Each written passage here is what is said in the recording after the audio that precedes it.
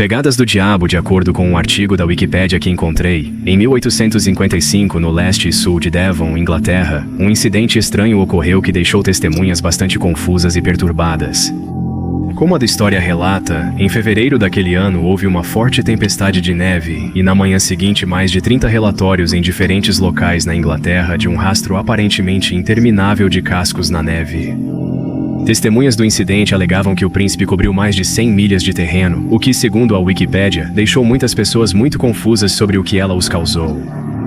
Estranhamente, o artigo também menciona que as marcas de casco estavam em telhados, feno e outros lugares onde animais normalmente não vão. Como você pode imaginar, logo as pessoas passaram a criar teorias bizarras para explicar as marcas de casco, muitos alegando que eram do diabo.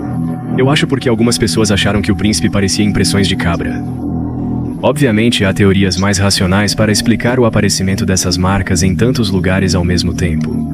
O artigo da Wikipédia é intitulado Pegadas do Diabo, apenas porque esse é o nome da lenda urbana.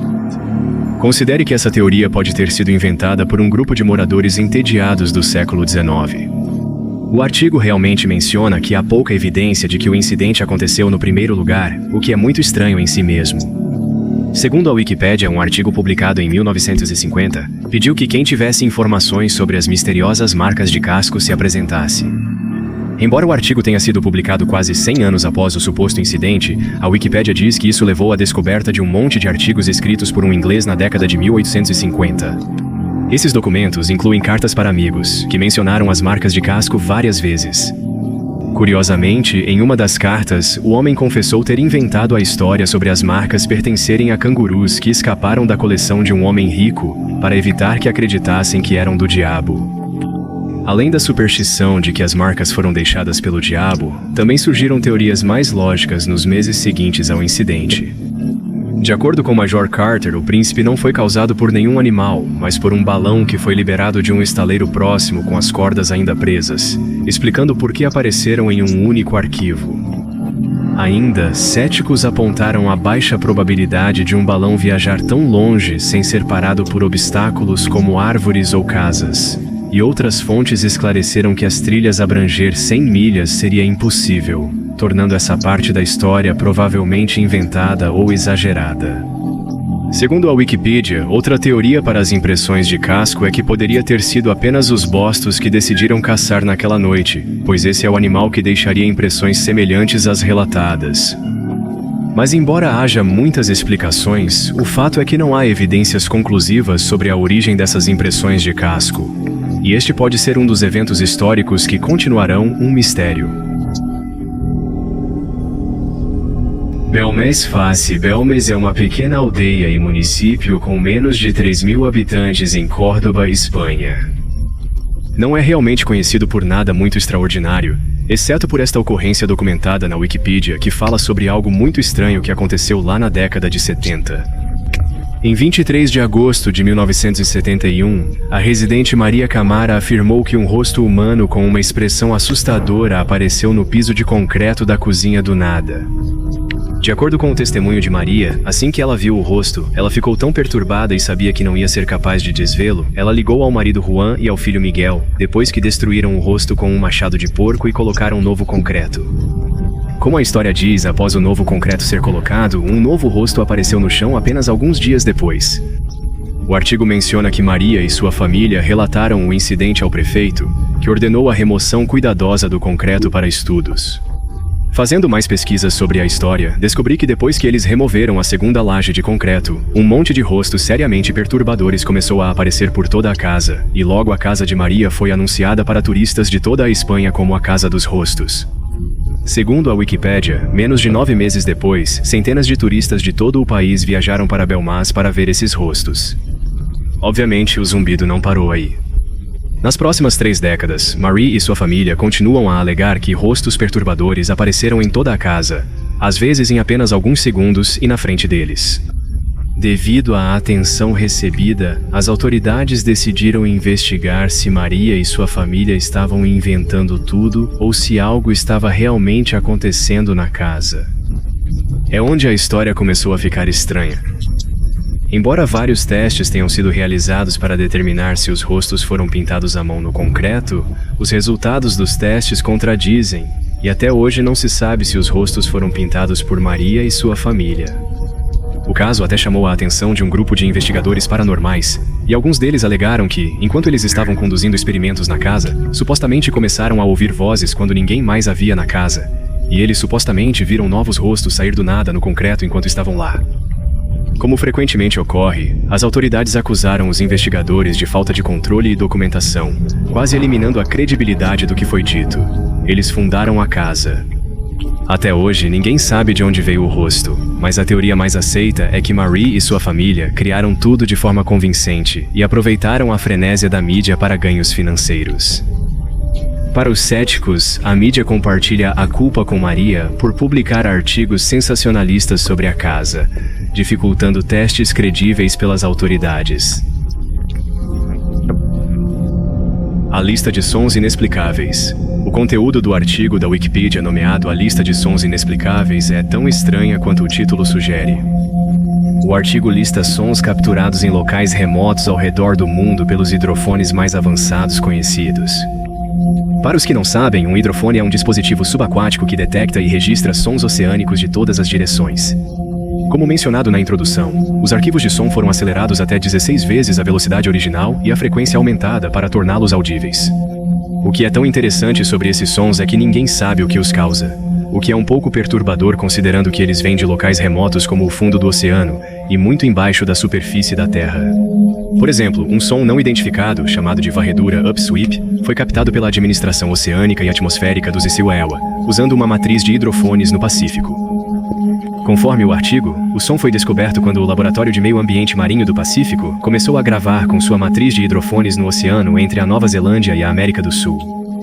Se você ouvir o som, vou tocar aqui em um segundo, perceberá por que é chamado de varredura. Parece uma série de ondas sonoras de baixa para alta frequência. O artigo da Wikipédia diz que o som aparece e desaparece conforme a estação, atingindo o pico na primavera e no outono. É assim que parece.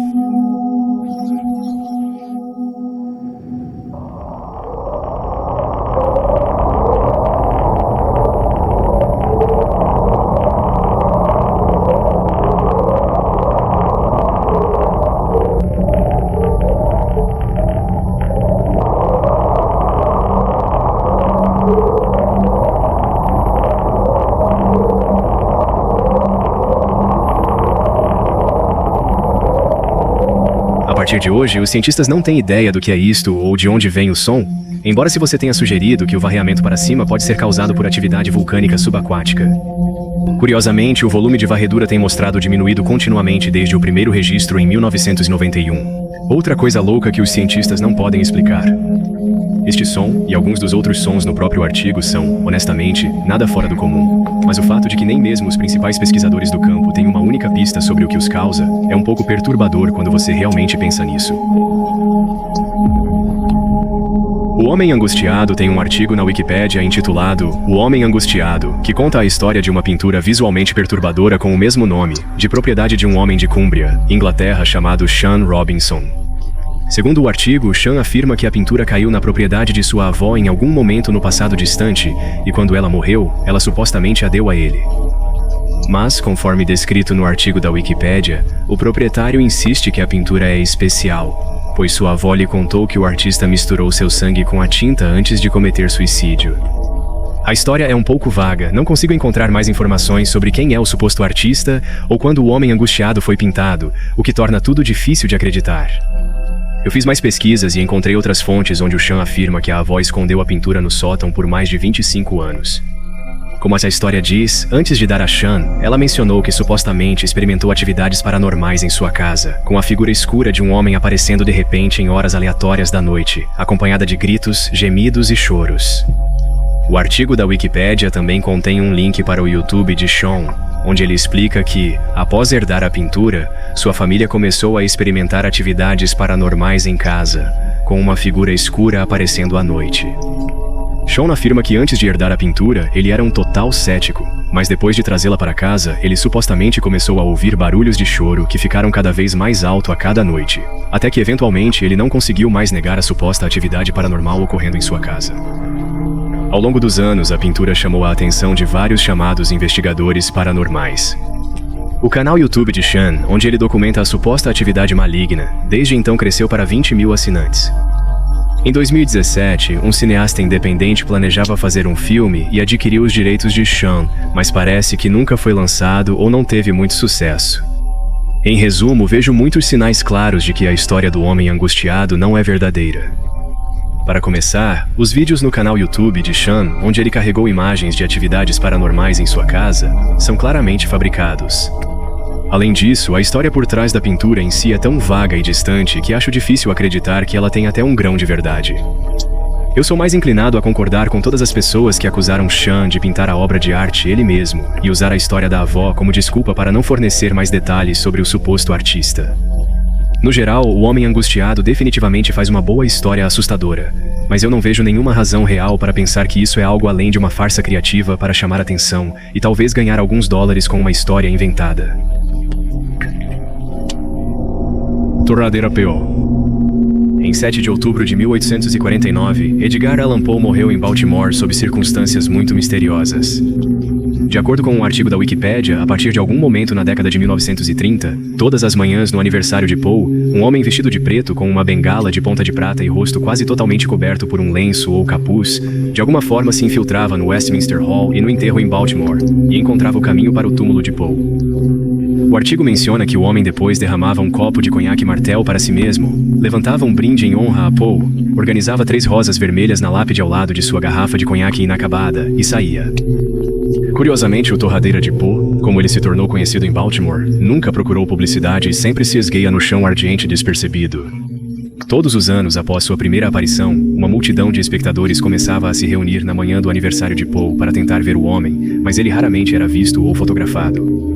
De fato, a única foto que encontrei é de um artigo de uma revista de vida de julho de 1990 chamado Uma Vez Uma Meia-Noite Sombria, escrito por Gary Smith. A foto foi capturada por Bill Ballenberg e mostra a torradeira Poe curvada sobre a lápida, prestando homenagem a Edgar Allan Poe. Curiosamente, a torradeira Poe às vezes também deixaria notas de crítica na lápida durante suas visitas. Por exemplo, em 1993, ele deixou uma nota dizendo que a tocha seria passada em breve e outra nota dizendo: Edgar, eu não te esqueci. Como aconteceu, o torrador de pó foi relatado ter falecido em 1998 porque ele não foi mais visto visitar o túmulo, mas depois que o artigo menciona a tradição de visitar o túmulo e brindar em pose e honra foi passada a um de seus filhos. Infelizmente, parece que quem herdou a tradição não levou metade tão a sério quanto seu pai. Como o torradeira, após 1998, muitas vezes deixava notas sobre esportes e política, o que seu pai nunca fez. Em algum momento entre 2005 e 2008, ele deixou uma nota aparentemente tão decepcionante que o curador da casa e museu de Poe nem sequer a mostrou ao público para proteger a honra e o legado originais do torradeira, cuja identidade ainda é desconhecida até hoje. Considering this is a major tradition in Baltimore for 70 years, by 2015 the city organized a contest to choose a new toaster, making this tradition a more tourist-friendly annual attraction. Desde 2016, a nova torradeira anônima de Poe manteve a tradição, visitando o túmulo de Edgar Allan Poe no aniversário de Edgar Allan Poe e prestando homenagem ao público. O mistério da madeira celta. Há um artigo na Wikipédia que falava sobre o mistério da madeira celta, um incidente estranho que ocorreu em outubro de 1917. De acordo com o artigo, durante a Batalha de Poole Capel e West Flanders na Primeira Guerra Mundial, o 10º Batalhão da 1ª Divisão Austral decidiu capturar Passchendaele Ridge para colapsar o 4º Exército Alemão. The plan was to attack Celtic Wood, blow up the German digger, and then immediately withdraw to safety. Infelizmente, as coisas não correram exatamente como planejado, levando a um dos maiores mistérios de guerra da história.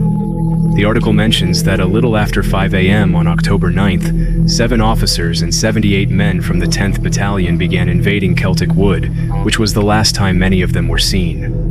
What happened in those forests depends on whom you ask, but the consensus is the attack was a complete failure.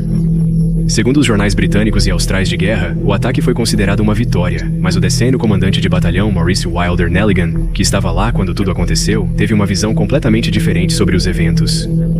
Segundo a Wikipedia, o comandante mencionou que o ataque se transformou imediatamente em um banho de sangue muito violento e, depois do ataque contra Celtic, apenas 14 membros não feridos do batalhão voltaram com segurança. This is where things got a bit confusing since other battalion members reported only 7 returned to the Southern Lines. Strangely, the article notes official army records could account for 37 of the 85 battalion members. More mysteriously, after the attack, the bodies of the missing soldiers were never found. Their names didn't even appear on the list of POWs, and the Graves Commission couldn't locate traces of their bodies afterward, which is extremely odd. Different sources have varying accounts of how many people actually went missing, but it is widely accepted the real number is at least 37. For nearly 100 years, the Celtic Wood incident remained a mystery, with most experts agreeing the Germans likely massacred the missing men and buried them in a mass grave. No entanto, segundo a Wikipédia, em 2008, pesquisadores Chris Henschke e Robert Kearney afirmaram possuir evidências conclusivas de que os membros do 10º Batalhão foram mortos por soldados alemães na floresta, e que a única razão pela qual não conseguiram localizar vestígios de seus corpos foi devido às explosões de suas próprias bombas. Quando combinados com os restos dos soldados alemães mortos, isso tornava impossível distinguir os soldados austrais dos alemães posteriormente. Nas próprias palavras de Henschke, o ataque não é um grande mistério. Esta é uma história típica de uma pequena ação sindical que correu errado. No entanto, nem todos os especialistas concordam com essa conclusão e até hoje,